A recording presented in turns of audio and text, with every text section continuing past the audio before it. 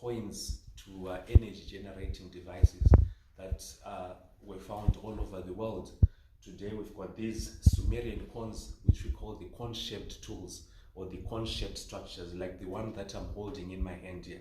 A lot of people have seen these in museums. They've seen these transcribed on the walls in Egypt, in the Mayan temples, in the Aztec temples, and they don't really know what this is all about.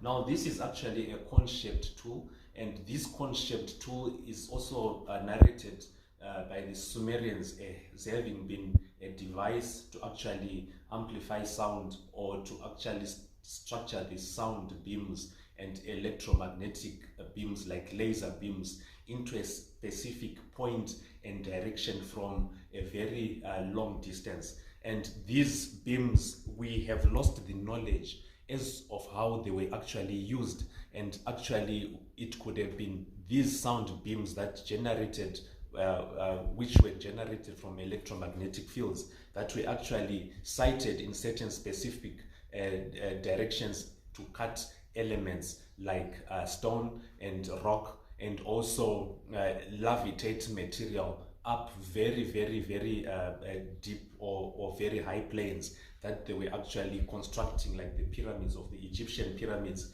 and the Mayan temples and all other huge structures that we see across the world, which we cannot actually explain. Well, we know that we have the Mayan civilization, we have the Egyptian civilization, we have the Assyrians, we have the Pleiadians, we have the Anunnaki, we have a lot of civilizations, including the Sumerians, but nobody talks about the civilization that was in Deep Abzu. And the civilization that was in Deep Abzu was actually the Kimmershian civilization. This civilization has not been talked about, but we know that they were responsible probably for the huge mining of the gold that we see in different vaults across the world today, gold mining civilizations that existed in the ancient. And they had tools that were actually used to go down into the deep arenas of the bellies of the earth to extract this gold. And we have Inzalo, which is known as Adam's calendar, being one of devices or calendars where this gold actually harvesting took place in the Barberton escarpment. So we have these tools that I'm going to talk about, and they go together with the Taurus stones, which I showed you earlier on.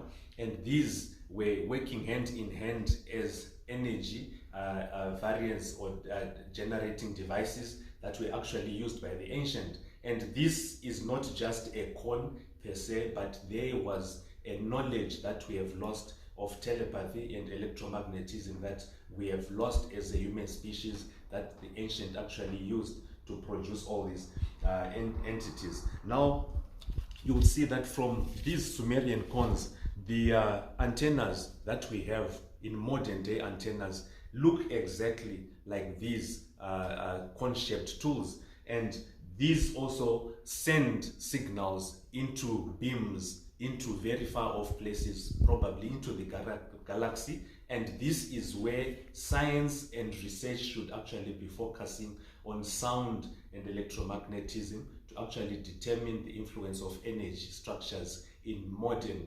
efficiency and also humanity, how we can create energy from sound structures from the earth. Thank you so much.